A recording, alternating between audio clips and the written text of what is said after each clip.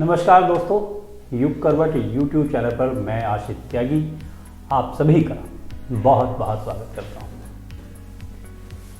क्या आप जानते हैं कि इस देश में एक खास तारीख को 50,000 करोड़ रुपए का व्यापार हो रहा है। गौतम बुद्ध नगर के एक माफिया की गर्लफ्रेंड की संपत्ति कुर्क कर ली गई। इसके अलावा और भी कुछ चीजें हैं।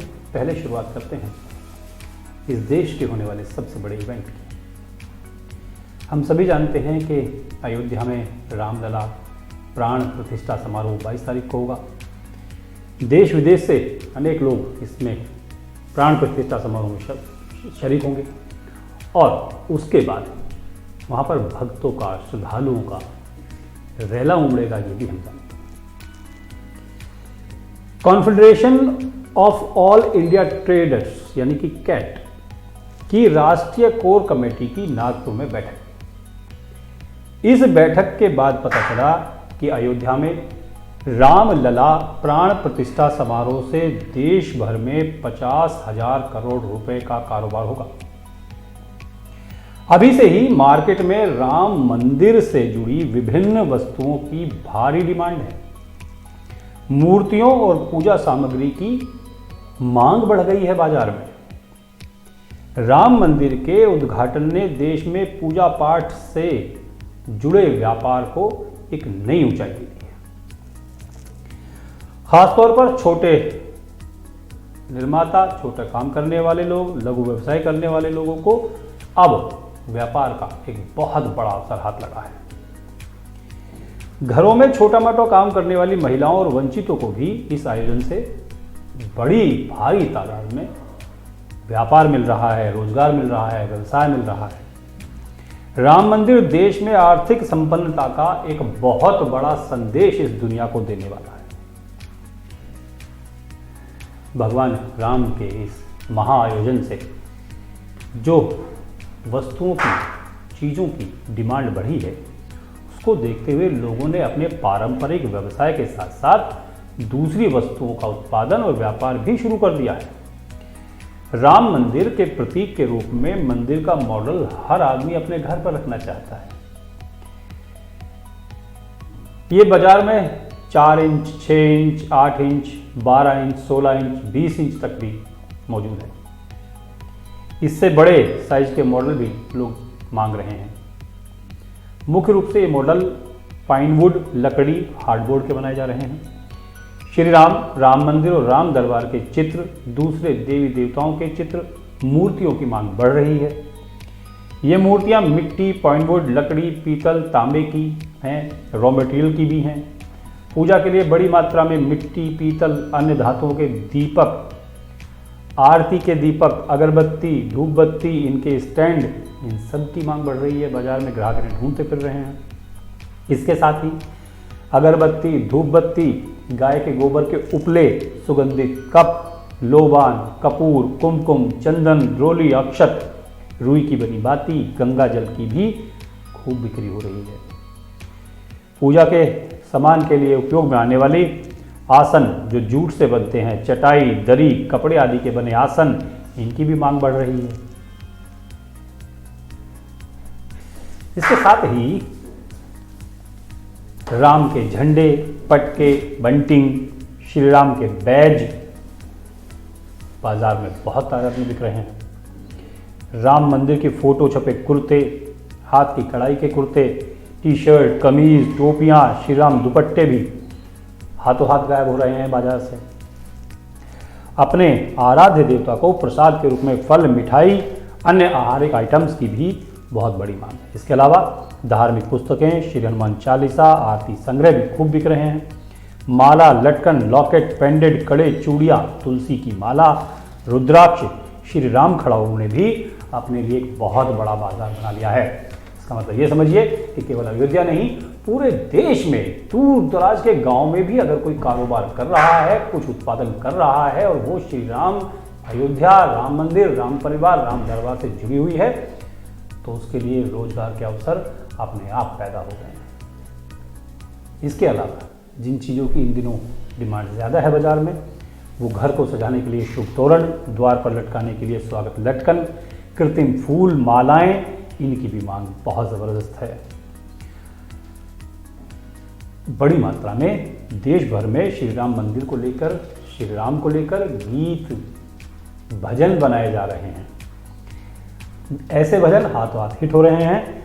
जिन लोगों को, जिन कलाकारों को आमतौर पर पहचान नहीं मिली है, उन्हें जाना नहीं जाता, पहचाना नहीं जाता, उनके गीत भी दबकर बाजार में बिक रहे हैं।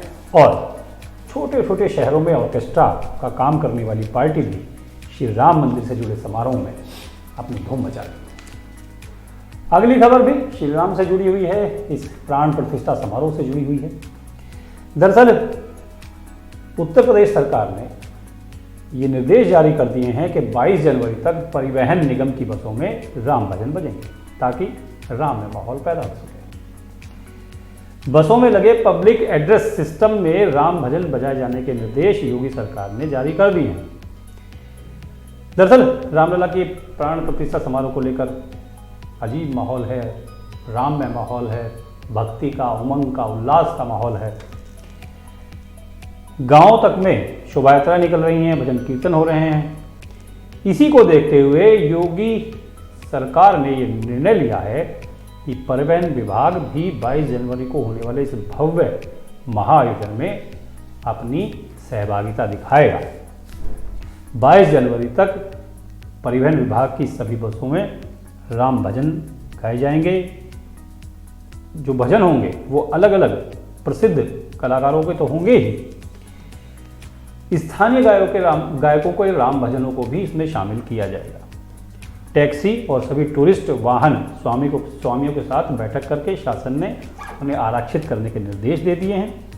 सुरक्षित वाहन चलाना, यातायात नियमों का पालन कराया जाना, चालकों का टूरिस्ट के प्रति व्यवहार, चालकों द्वारा अनिवार्य रूप से वर्दी धारण किया जाना, किसी भी प्रकार का नशा न करना, इन सब चीज़ों को उनके साथ भी बैठक में बता दिया गया है।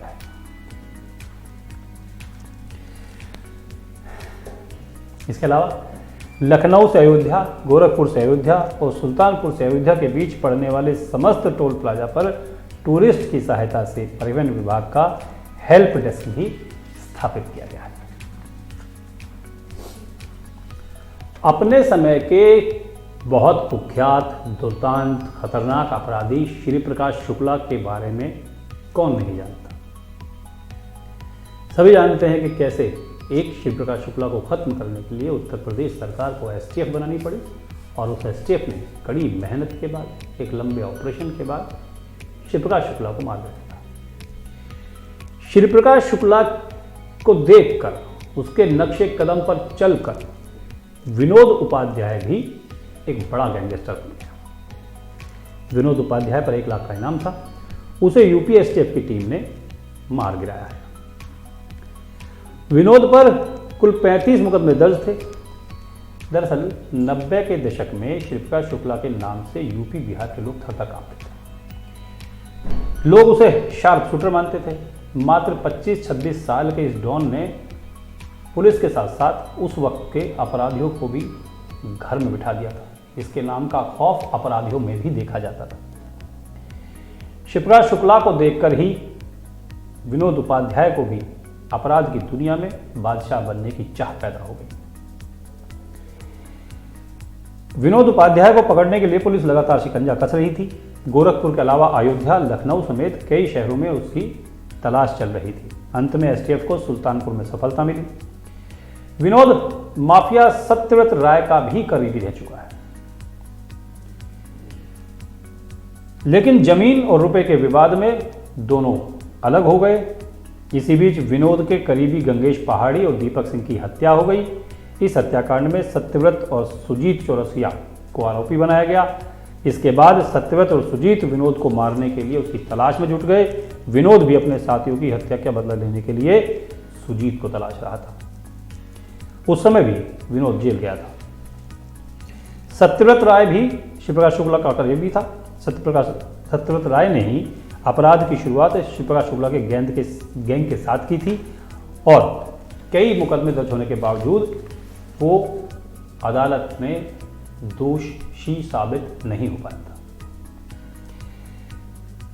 विनोद उपाध्याय ने अपना जो दबंगई का सिलसिला शुरू किया था वो गोरखपुर विश्वविद्यालय से वर्ष 2003 में किया था, जब छात्र संघ का चुनाव था।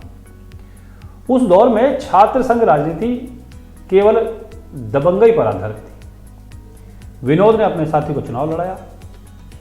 उस समय तक विनोद की बहुत ज़्यादा जान पहचान पब्लिक में थी नहीं, लोग उसे बहुत ज़्यादा जानते नहीं थे। अपराध के मामले में भी उसकी पहचान कम थी, लेकिन वो जानता था कि अगर उसका कैंडिडेट जीत गया तो उसकी धमक अपने आप बढ़ जाएगी। हुआ भी यही, विनोद का कैंडिडेट जीत गया और उसको हाथों हाथ ले लिया गया। वर्ष 2006 में एक बार फिर छात्र संघ का चुनाव हुआ, लेकिन विनोद का प्रत्याशी लिंग 2 की शर्तों की वजह से मैदान से हट गया। उसके बाद वर्ष 2007 में पीडब्ल्यूडी कानून हो गया। इस घटना में भी विनोद के साथ छात्र संघ का प्रत्याशी भी आरोपी बना था। अगली खबर राजनीति से। इंडिया गठबंधन की सबसे बड़ी दिक्कत है सीटों का बंटवारा। इंडिया गठबंधन में कांग्रेस ने यूपी और बिहार में 50 सीटों की डिमांड रखी है। 25 सीटें यूपी में चाहिए, 25 सीटें बिहार में चाहिए। इन दोनों राज्यों में कुल 120 लोकसभा सीटें हैं। अब कांग्रेस के साथ साथ दूसरे दल भी सीट शेयरिंग को लेकर सक्रिय हो गए हैं। यूपी से लेकर बिहार, पश्चिम बंगाल, महाराष्ट्र, दिल्ली, पंजाब में कुछ ज्यादा गतिरोध है सीटों को लेकर। यूपी कांग्रेस ने पार्टी नेतृत्व को वर्ष 2009 के लोकसभा चुनाव का फॉर्मूला दिया है और कहा है कि 30 सीट से कम पर बातचीत नहीं होनी चाहिए। कांग्रेस के केंद्रीय नेता 25 सीट तक भी मानकर चल रहे हैं कि अगर इतना भी मिल जाए तो भी ठीक है। ये अलग बात है कि कांग्रेस यूपी और कांग्रेस सेंट्रल में सीट शेयरिंग को लेकर एक राय अभी नहीं है। समाजवादी पार्टी से हालांकि अनौपचारिक बातचीत कांग्रेस की शुरू हो गई है। बिहार कांग्रेस नेताओं का यह मानना है कि अगर 25 सीटों पर दावा करेंगे तब जाकर सहयोगी दल 10 या 12 सीटें देंगे। बिहार में अगर 10 सीटें भी मिल गई तो कांग्रेस इसे अपने लिए अच्छा मान रही है। गौतम बुद्ध नगर में इन दिनों स्क्रैप माफिया रवि काना सुर्खियों में। पुलिस ने रवि काना की करीब 100 करोड़ रुपए की संपत्ति सीज कर दी। नोएडा पुलिस ने रवि के कारोबार की सहयोगी, कुछ लोग उसे उसकी गर्लफ्रेंड भी कहते हैं, काजल झा की कोठी को भी सीज कर दिया है। दिल्ली के न्यू फ्रेंड्स कॉलोनी में काजल झा की कोठी थी जिसकी कीमत करीब 80 करोड़ रुपए बताई जा रही है। यह भी बताया जा रहा है कि काजल झा माफिया रवि काना की स्क्रैप कंपनी में डायरेक्टर है।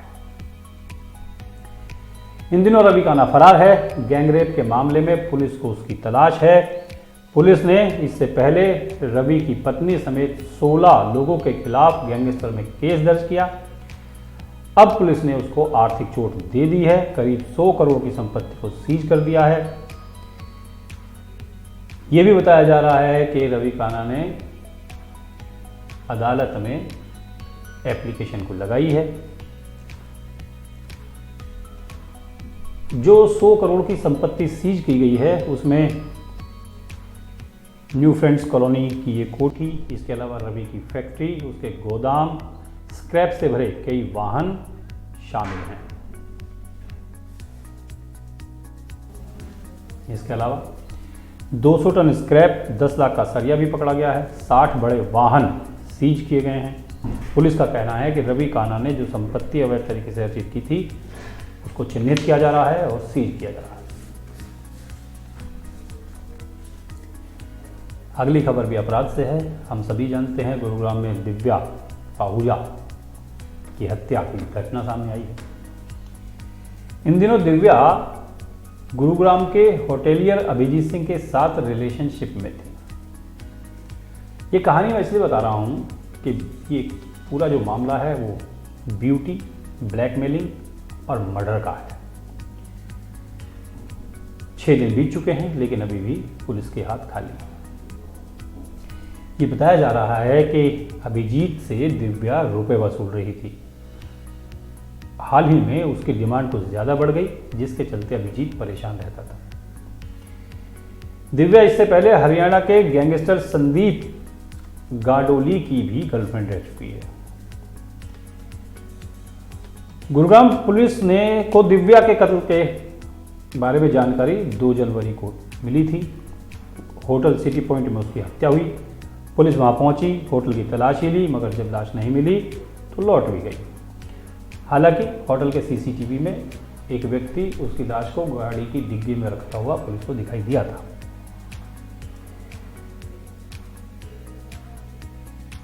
होटेलियर अभिजीत सिंह के साथ रिलेशनशिप में रहने का पुलिस को पता चला है। ये भी पता चला है कि दिव्या के पास अभिजीत सिंह के कुछ फोटोज, कुछ वीडियोस थे, जिनको लेकर वो उसको ब्लैकमेल कर रही थी। ब्लैकमेलिंग से परेशान होकर ही अभिजीत उस दिन उसको होटल में लेके गया था, ताकि समझौता कर सके, उससे वो वीडियो और फोटो हासिल कर सके। लेकिन वहां पर बात बिगड़ गई। गुस्से में अजीत ने गोली चला दी, जो गोली दिव्या को लग गई। बेहद खूबसूरत दिव्या पाहुजा की महत्वाकांक्षा इतनी बढ़ी कि अपनी सुंदरता के बल पर उसने अभिजीत को ब्लैकमेल करना शुरू कर दिया। और जब ब्लैकमेलिंग का खेल सर से ऊपर आ गया तो दिव्या की हत्या कर दी गई। तो ये थी आज की कुछ प्रमुख खबरें जिन पर हमने चर्चा की। सबसे बड़ी बात कि अयोध्या का राम मंदिर, जिसमें रामलला की मूर्ति की प्राण प्रतिष्ठा होनी है, उसने पूरे देश के छोटे से छोटे बड़े तक जो कारोबारी, व्यवसायी, उत्पादक हैं, निर्माता हैं, उन सभी को रोजगार दिया है, पैसे दिए हैं, जीवन यापन का सहारा दिया है। और अंत में जो मैंने आपको खबर सुनाई, एक सुंदर लड़की की महत्वाकांक्षा ने उसकी जान ले ली। ऐसी तमाम चीज़ें, ऐसे तमाम मुद्दों पर हम अक्सर चर्चा करते हैं। मेरा आपसे अनुरोध है, ये चर्चा आपको कैसी लगी कमेंट करके ज़रूर बताइए। और इस तरह की और खबरें आप पढ़ना चाहते हैं तो आपको युग करवट समाचार पत्र पढ़ना होगा।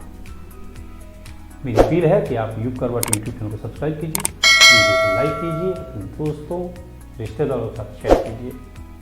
नमस्कार।